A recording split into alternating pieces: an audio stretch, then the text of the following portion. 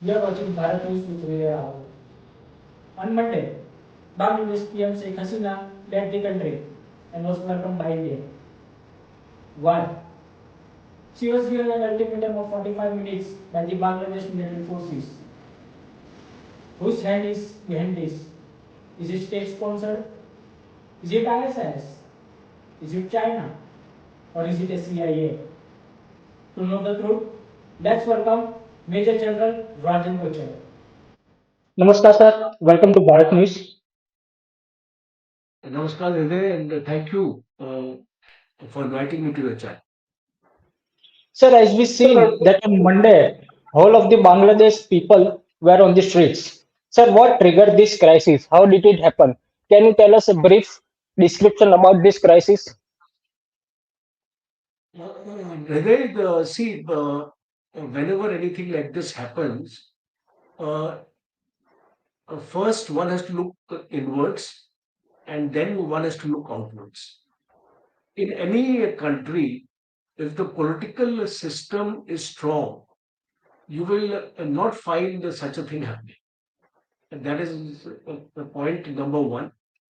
And secondly, if you are the head of a state, you are the prime minister of a country, and if you have been elected by a landslide the majority, then possibly you are supposed to be loved by the masses. Yes. The people of your country will actually love you. Yes. But when the elections are not held in a free and a fair manner, when all political parties do not take part in the election process, when countries like the United States have commented on your elections and have not recognized those elections as free and fair, when there was a lot of media scrutiny on your elections, and then you come to power. Now, when you come to power, whatever opposition you see in your nation or any person who is trying to oppose your policies, you try to eliminate those people. You have made a student wing of the Yes. Awami League, and we saw them during the riots. You know, they were having weapons in their hands, and they were shooting down the people. Yes. So when you have this kind of anarchy, I would say that it's not a democracy. Yes. In a democratic country, it doesn't happen this way. And a point came when the army refused to obey your orders to shoot Yes. the mob. When such a thing happens, then it's a breakdown of the law and order. And that is the death knell of the government, means your government is finished after that, because uh, the masses will take over the country then. And so some semblance of security has to be brought into the country. Yes. This is one part. The second part is, uh, you know, Bangladesh is a very strategic country, and from the geostrategic part uh, of the Indian Ocean, and especially the Bay of Bengal, it is a direct connect with South Asia. Yes. So obviously, the superpowers, and we have in this case United States and China Yes. are interested to have a greater influence in this region. So basically, it is a bigger game being played. And when you do not toe the line of these superpowers, uh, China or the United States, and when your governance itself is weak, there are internal problems in the country. So these superpowers will create conditions to aggravate the problem within your country. Yes. So we are seeing uh, uh, this United States had interest in the same Martin Island, which is uh, southeast of the Arabian Sea, Yes. and which is actually gives it a strategic position to counter China in times to come. It's an island, 9 square kilometers. It's not a very big island. It is very close to Myanmar, and United States was keen to have a military base there, which Yes. possibly Sheikh Hasina did Did not not. agree. So she had annoyed the United States. Now there was that Tista River Dam project, Yes. which China was interested in. At the same time, India was also interested in that project. So he did not give that project to China. So China also was uh, unhappy.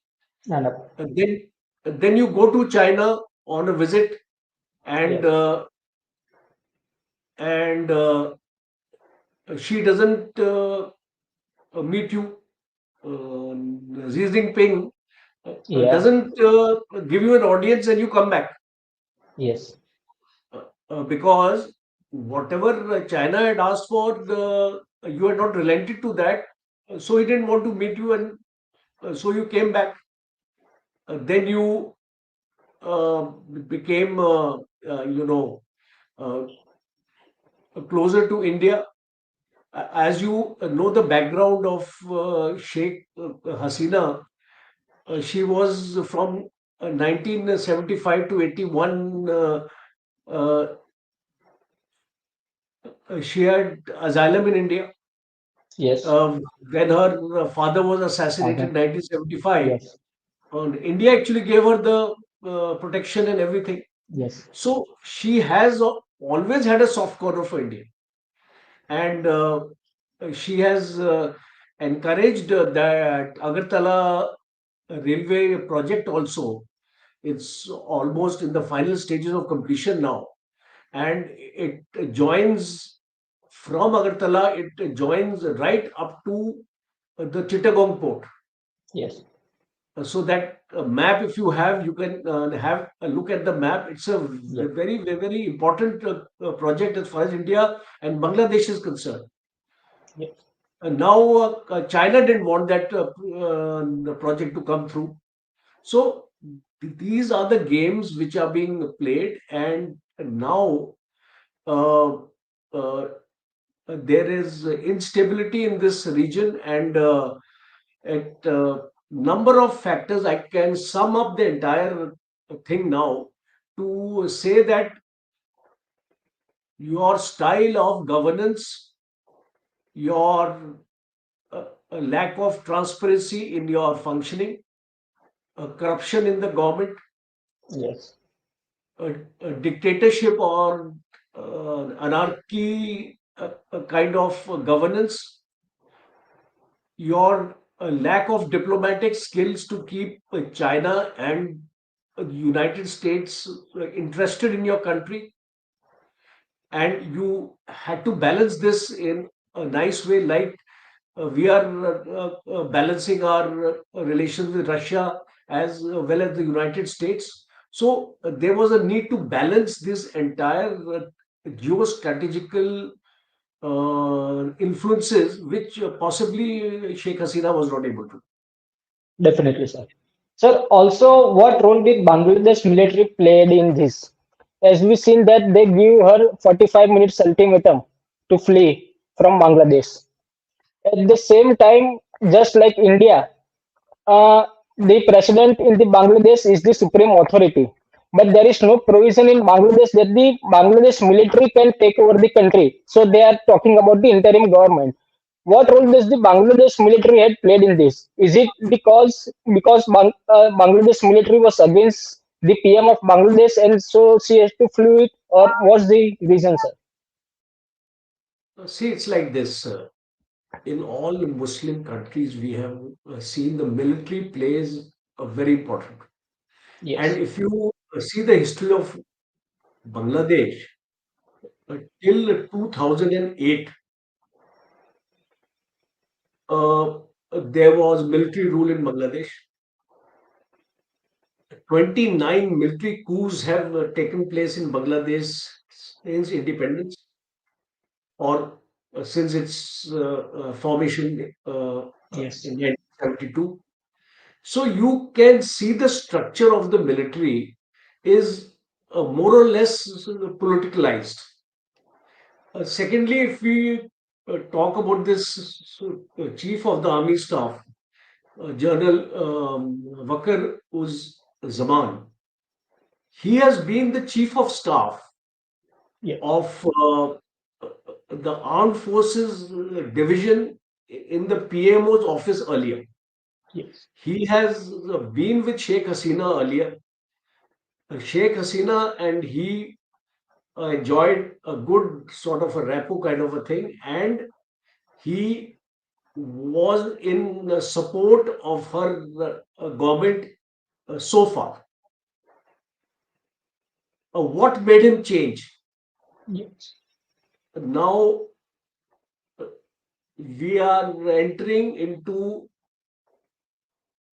a realm of speculation, Okay. because whatever I'm going to tell you, my assumptions are not based on any definite information which I have, because possibly as time would go by, uh, we will come to know why the role reversal of the military took place. Yes. What I can presume is uh, three major factors. The first is the sentiments of the people. Seeing the sentiments of the people, seeing the anger in the people, and when we talk about this quota Yes. agitation, that was only a red herring. I mean, uh, it was not which resulted in Sheikh Hasina running away from the country. Okay. It was only a start point. It started. Supreme Court judgment came on 21st of June, 21st. which reduced this reservation from 30% to 5%, and 93% of the government vacancies were open to meritorious students. So, if there was any agitation for this particular reason, uh, it, it should have been stopped there itself, because if you are able to get from 56% to 93%, uh, then it is a great jump. Yes. Second is that from that High Court judgment of 5th of June, which reinstated this 30% of reservation, to the Supreme Court judgment of 21st June, in a period of 16 days, the agitation took place. Now, in this agitation, 140 students were killed. Now, somebody tells me that there is an unofficial figure of almost 1,000 people being killed. Some policemen also died. Yes. So, what is emerging now is that Sheikh Hasina identified the people whom she wanted to be killed. So, these was an opportunity for her to finish her opponents. And that is why these goons came onto the streets with guns and all that, and Okay. they have shot down these 140 so-called students. So now we come that this resulted in a lot of anger among the students, because they found that so many of their own brothers had been killed for Mm. no fault of theirs. And they wanted an inquiry commission, and they wanted all those people who were responsible for those killings to be brought to the book and arrested. And this was not happening. Okay. So that frustration also uh, was there. This was military was observing all this. So the first reason why military interfered was this. The second reason why the military interfered was it could be it's a conjecture. The United States was orchestrating a movement within Bangladesh for a regime change Okay. because Sheikh Hasina was not a part of their plans. So the military was cultivated. And today in Bangladesh, as we have seen uh, from past history, you can buy the military because United States defense uh, uh, interaction with the Bangladesh army and the US army is frequent. Okay. A lot of defense equipment is also coming into Bangladesh from the United States. And Bangladesh is a major market for United States. Okay. So, second, I can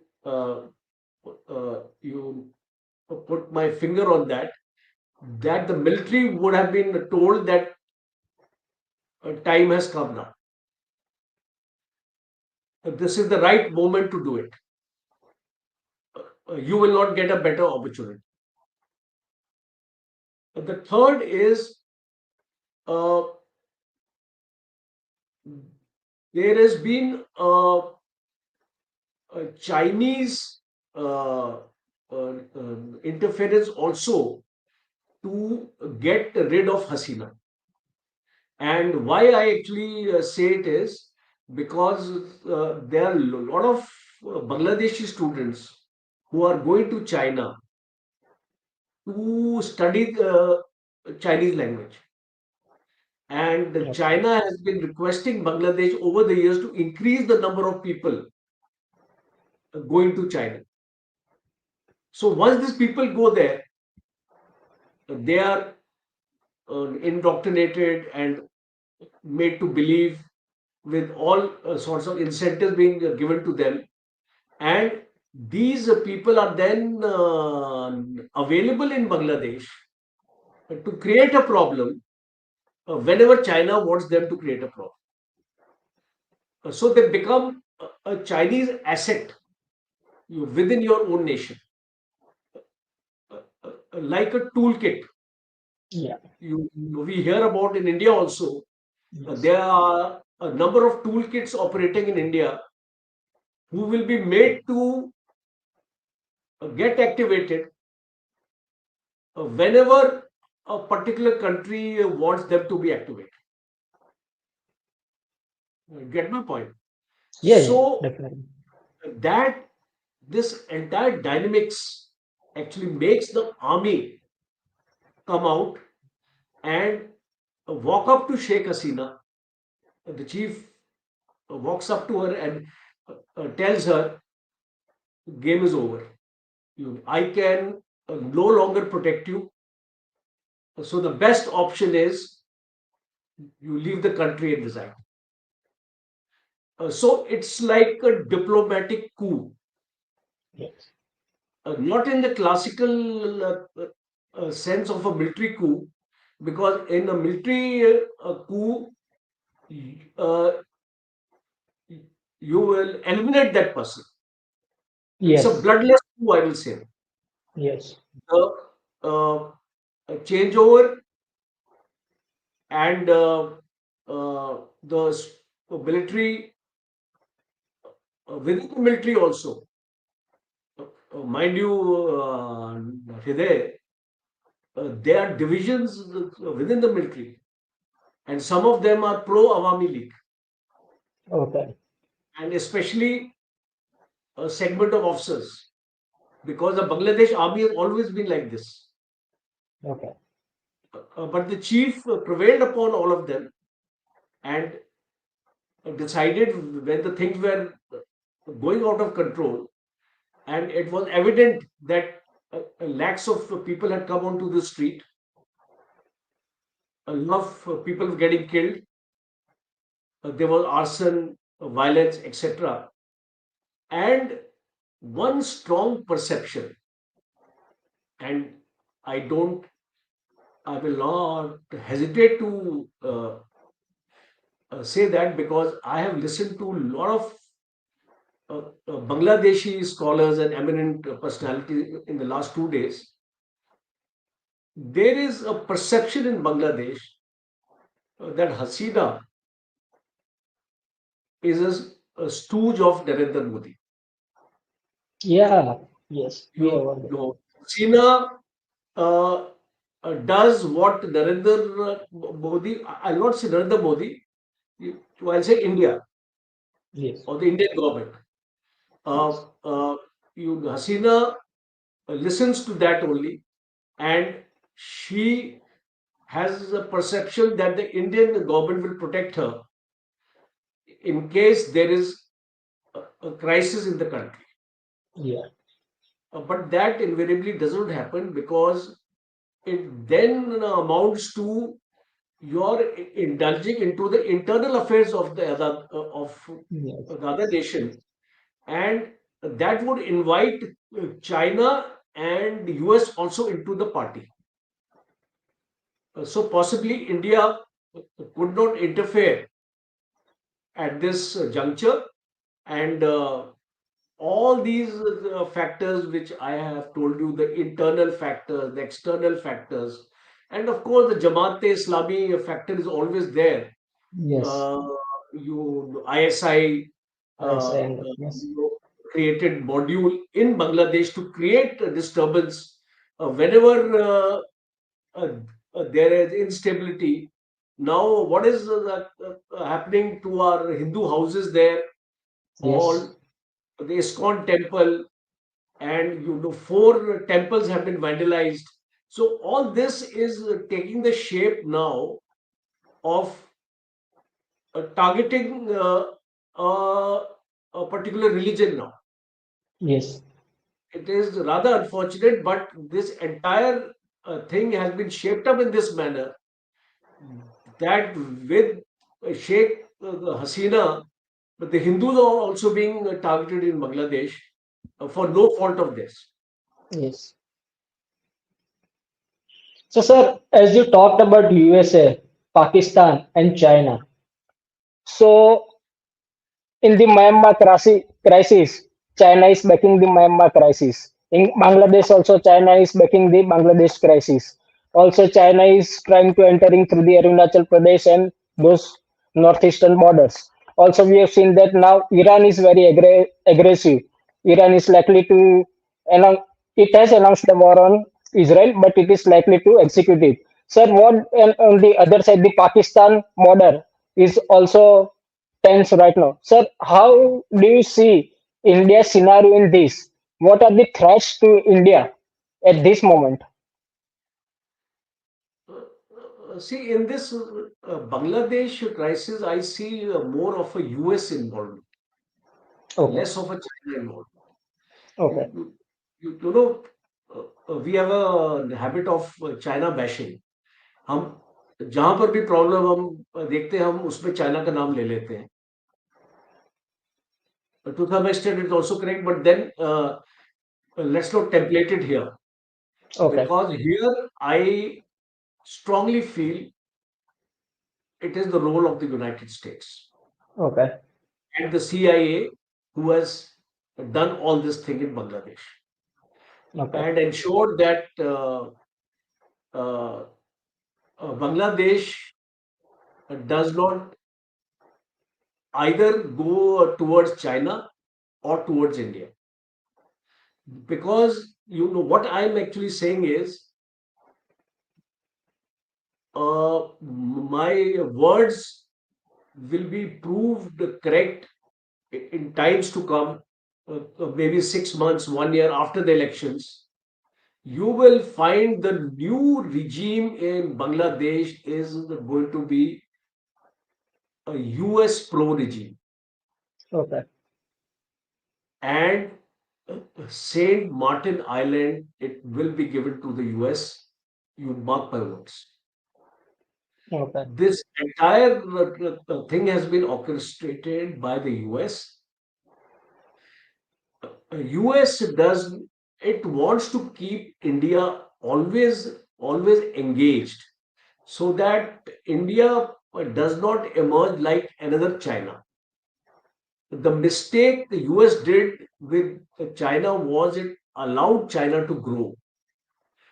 It allowed China to become more powerful. And today, China is a threat to the USA. Yes. It Definitely. doesn't want to repeat this mistake with India because the US knows that India has the potential of becoming the next superpower in this region. Yes. And our economic indicators are also telling us the World Bank estimate growth is also telling us that India is growing at a much faster rate than either China or the United States. The United States is going under a recession.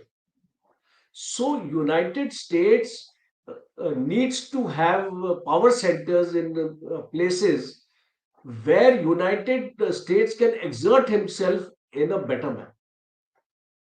So that is why I feel that US is a major player in this. And to answer your question, that how are we going to cope up with all these threats? You see, our country has a great deal of resilience. Uh, we are you internally fairly strong, Yes. though there are fractures within the country in certain areas, but by and large, India is a peaceful country. Yes. We don't have any agitations or any riots or any these kind of things happening in the country. Our economy is growing well. Our export orientation is doing well. Atmanirbhar Bharat is picking up. Foreign direct investment is coming to India. Uh, Major Air Force exercises are taking place. Our military preparedness is increasing by the day. So there are a lot of positives as far as India is concerned, and Yes. I'm quite certain that India is strong enough, resilient enough under the present leadership of our Prime Minister, and I'm sure it will be able to meet all these challenges. Definitely, sir. So, sir, as we have seen after this crisis, that there has been curfew in Assam, Meghalaya, and certain parts of India. Sir, how do you likely see the role of Indian militaries in securing our border? Are our borders completely safe? See, you can never seal a border. Or you Yeah. can't always say that your border is uh, safe, but you can say it is secure. Yes. And by secure, I mean that your borders are monitored, guarded, surveillance devices are there, smart fencing is there in certain places. BSF is looking after certain areas, Indian Army is looking after certain areas. And relatively, I can say that your borders are secure. But one major problem is going to come up now, and this will be of the refugees. Yes. Uh, in Bangladesh, there are approximately 1.5 crores Hindus staying there.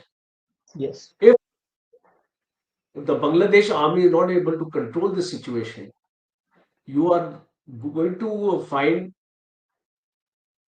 these Bangladeshis trying to Cross come the and borders. shelter in India. Yes. And Mamata Banerjee has already made a statement that I am willing to take them. Yes. So we don't want this situation to happen because we are already suffering with the immigrants and the Rohingyas and the Yes. Bangladeshis. I mean, now you see in Delhi, all parts of India, Bangladeshis are there. They got Aadhaar card and everything is there, and they become the vote bank later on. But we don't want to repeat these mistakes, and I'm sure Home Minister Amit Shah is already seized of this problem. So we would not like these people to get inside. We may give them temporary shelter or whatever it is, but we can't allow them to come inside and stay here permanently. So that will be one issue which I think the Home Ministry as well as the Foreign Ministry will have to look into.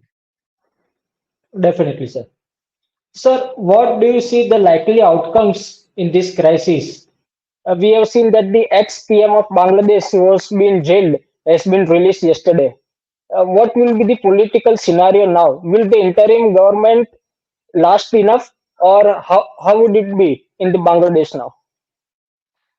What I'm hearing is Mohammed Yunus is his name is actually coming up to he's a Nobel Prize laureate, and he's a renowned figure in Bangladesh who's acceptable to all right now. So Yes. most probably he will step up to head the interim government, and he'll be given the responsibility to hold free and fair elections, which I have a doubt because Awami League, I think, is going to be banned, and they will not take part in these elections. Uh, that it's for sure. So you have the BNP, Bangladesh Nationalist Party, and Khalida Zia has released. So I see her as the next Prime Minister of Bangladesh, Okay. and she may take the support of these uh,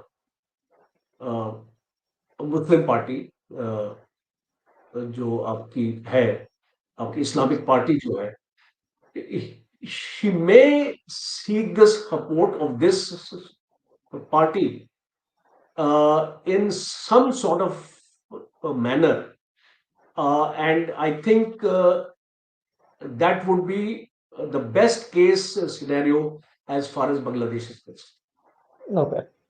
So, sir, likely from our talk, we have seen that this is against India. So, once this new government has come in Bangladesh, what will be the relations of India and Bangladesh then? And also, we have seen that ISI is backing this crisis by setting up the terrorist organizations there. Once we have Pakistan on the other side we have Bangladesh. How likely India will cope up to these terrorist activities then? See, one thing is for certain that we should send a message to Bangladesh that we are with you, with your people. We don't belong or we don't associate ourselves with a particular party of Bangladesh.